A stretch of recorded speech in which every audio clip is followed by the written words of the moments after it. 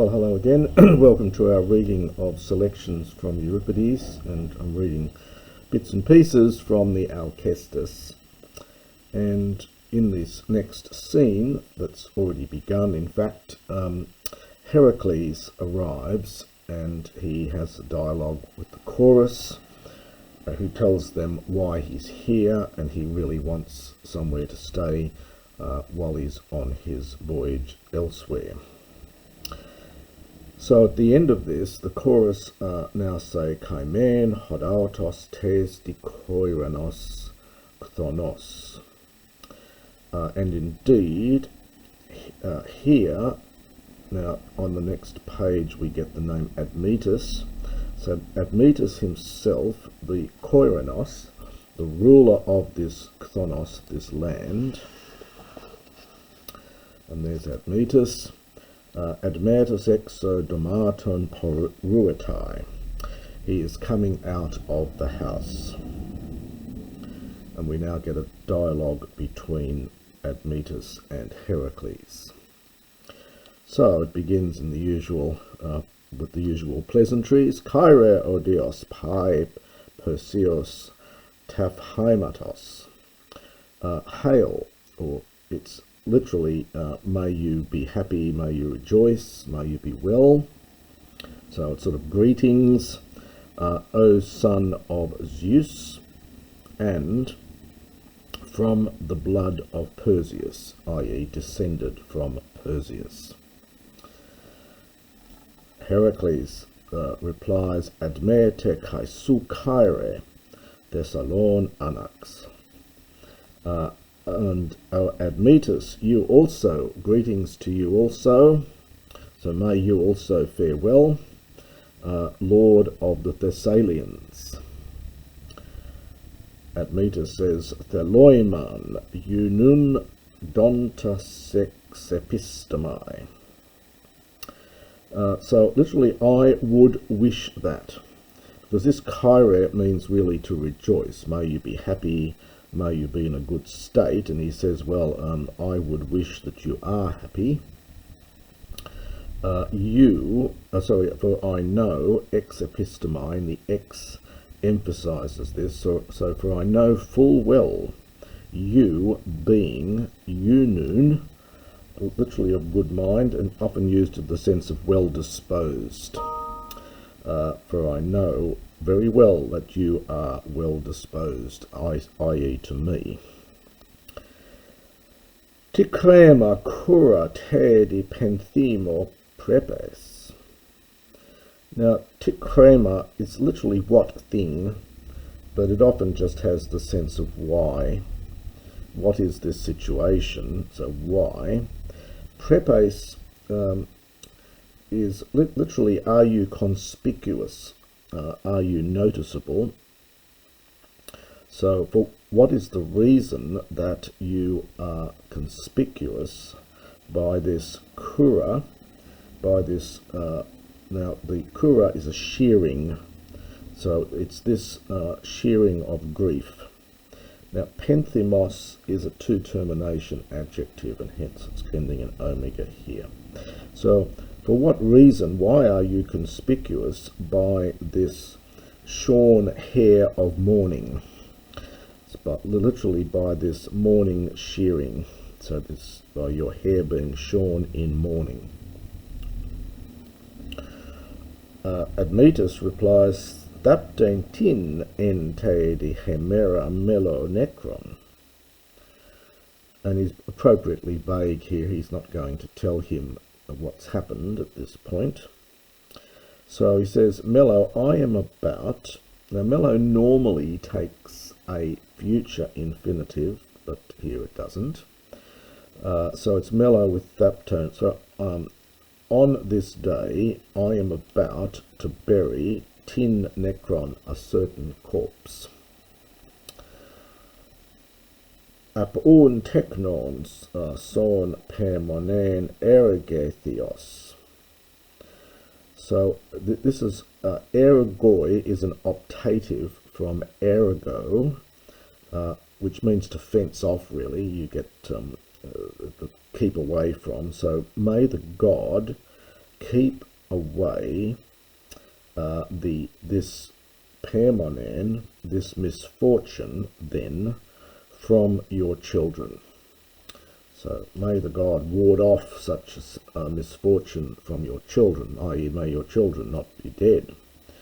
And Admetos says, Zosi katoikus paides hus ephus ego. So the children whom I begat, they live in the house. So the children, my children whom I begat are alive in the house. Plural for singular, as often in Greek tragedy. Patege men horaios epe oiketai. Your father indeed, so we get gemain, as a nice combination of particles. Well, so it's, well, your father, in fact, was horaios, literally ripe. We would say was of a good age. If, in fact, to get that pair in there, so if, in fact, it is he who is departed. Oikomai is often used in the sense of dying, and we use the same to the departed and so on in English, and the Greeks generally used oikomai, a polite way of saying someone has died. So if indeed your father has passed on, he was in fact of a good age, is the paraphrase of the line. Kakenos esti ketekus me Herakles. Oh, Herakles.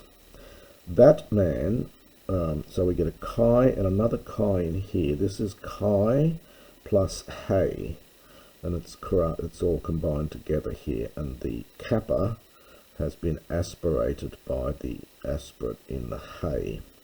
So this k here is chi plus hey, and we get two chi's. So both that man, that is my father, and the one who gave birth to me, this is the aorist participle from tikto, aorist etekon, so we get the root tek, and the one who gave birth to me, esti, well, that man is alive. Esti is often used in the sense of is alive as well as just is. So that man is alive, and the one who gave birth to me, O Herakles. Umein gune ge olalen Alkestis sethen. Surely, so it's a question here, and it's very negative. Well, it's hopefully expecting the answer no, but it's sort of tentative here with umein.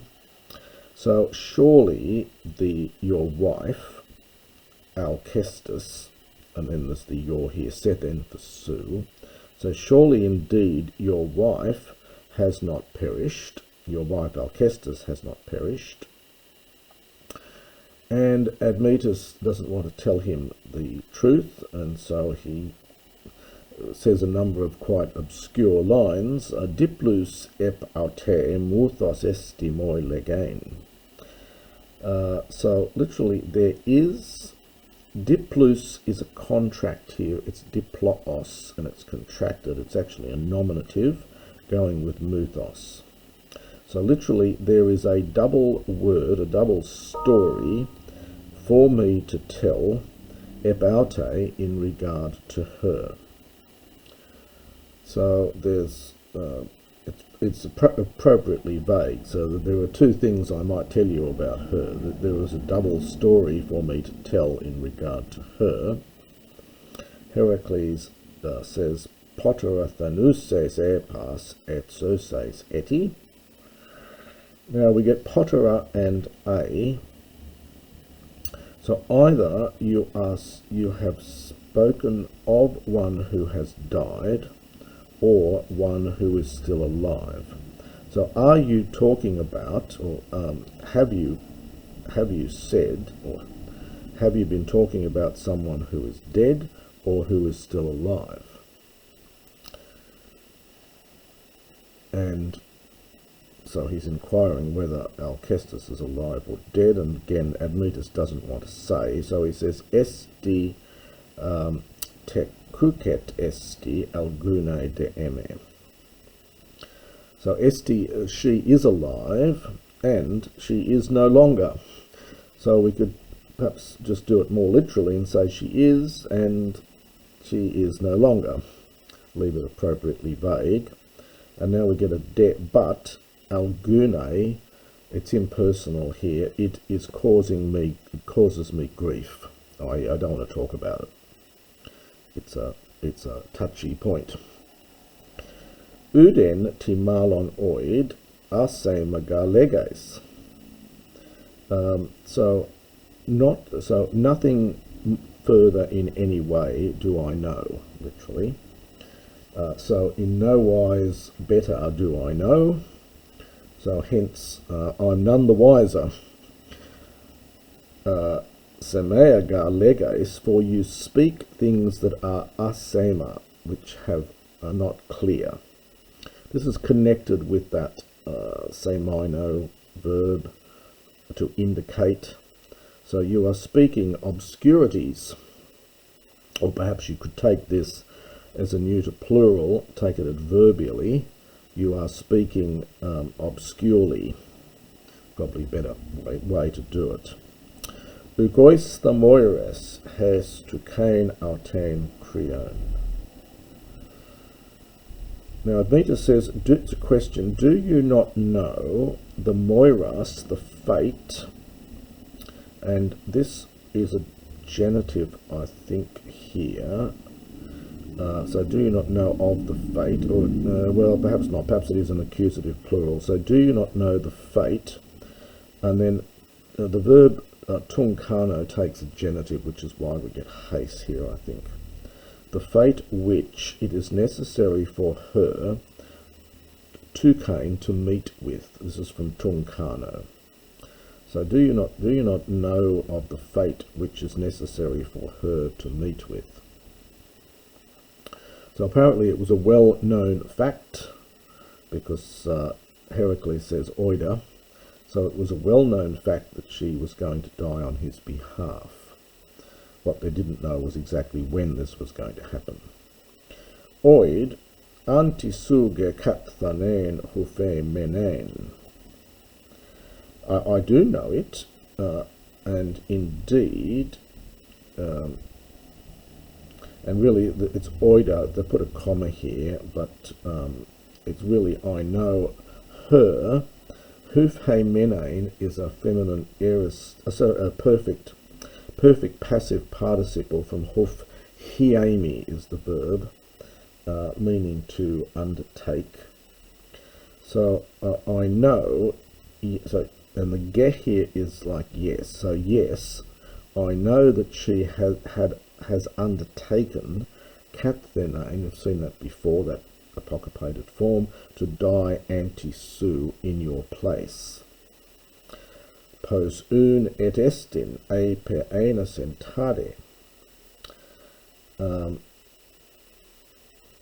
So he says here, how, therefore, is she still alive? In other words, how would you describe her as still alive if, einasen, she has consented to tadi these things?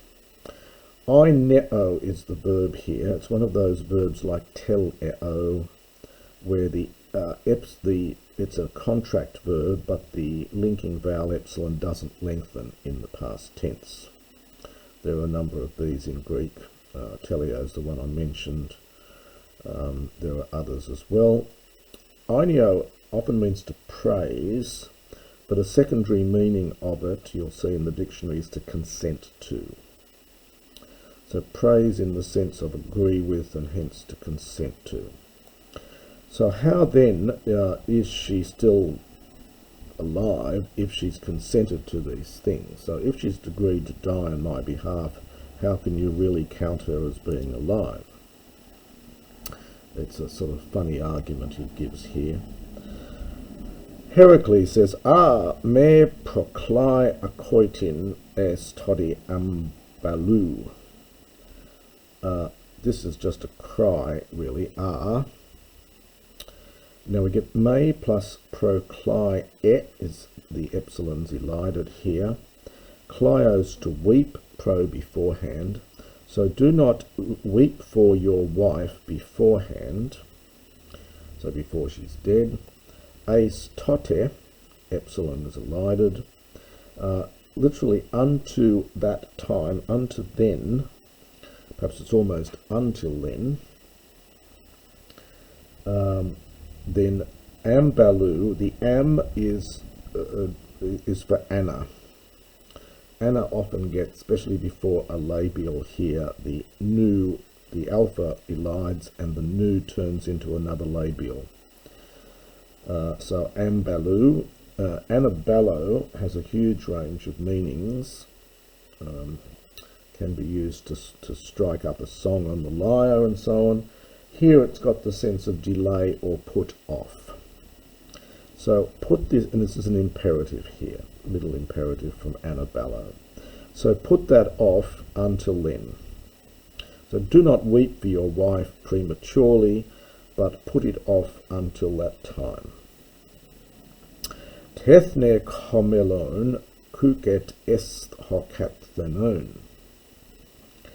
The one being about, and we have to supply we've got lots of these forms of thnesco and katathnesco here, and we have to supply from all this another infinitive. So the one being about understands to die. Tethneka is already dead, has died. And the one who has died is no longer. This is kai and uk eti, crasis here. So the one having died is no longer, is no more. It's a bit of a funny argument, really. If someone is going to die, well, you just count them as already dead. It's a funny argument to make here, but he doesn't want to say that his wife has died, in fact. Kuris totenai kai tome nomizdatai. Now we get two articular infinitives here. We've got the te and kai. We've got to anai and to may understand anai.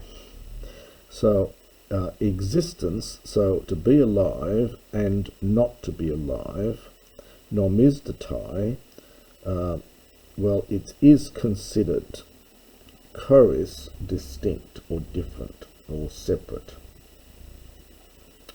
So being alive and not being alive, these things are, which they are in English, but the Greeks just got singular here, are considered kuris, distinct or different. Sutedi krines Herakles kanai dego. Well, you judge the matter in this way, O Herakles, and I in that. In other words, you have your views and I've got mine. Tideta klias, why then do you weep? Tis philon tokat thanon, was the one who died, philon, partitive genitive, among those dear to you. Was the one who died among those near to you, dear to you. Gunai kasatios memnematha. It was a woman.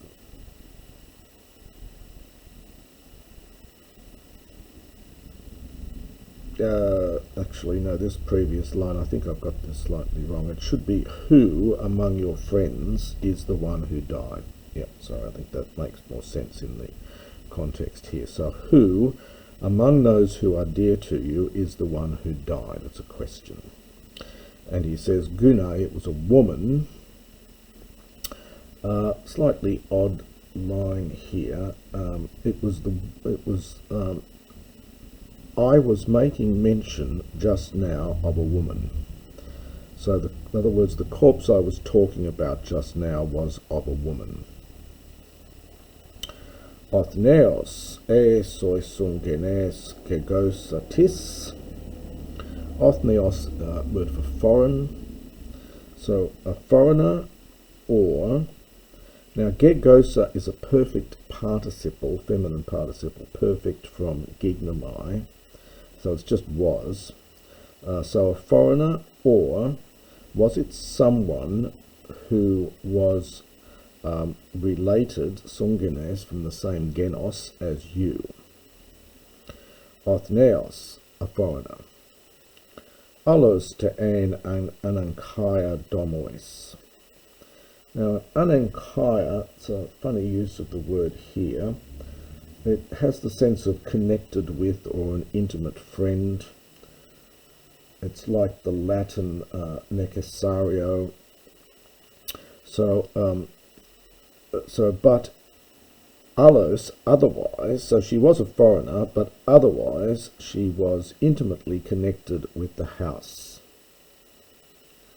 An intimate friend to the house, plural for singular. And Herakles says, Pos un in oikos sois in olis in bion. How then did she lose her life in your house, plural for singular? And Admetos answers, Patros thanon tas enthadi orphanueto. Genitive absolute, when her father died, she lived as an orphan, she was living as an orphan, enthadi here. And that's the first part of this little section, and we'll continue this in the next recording.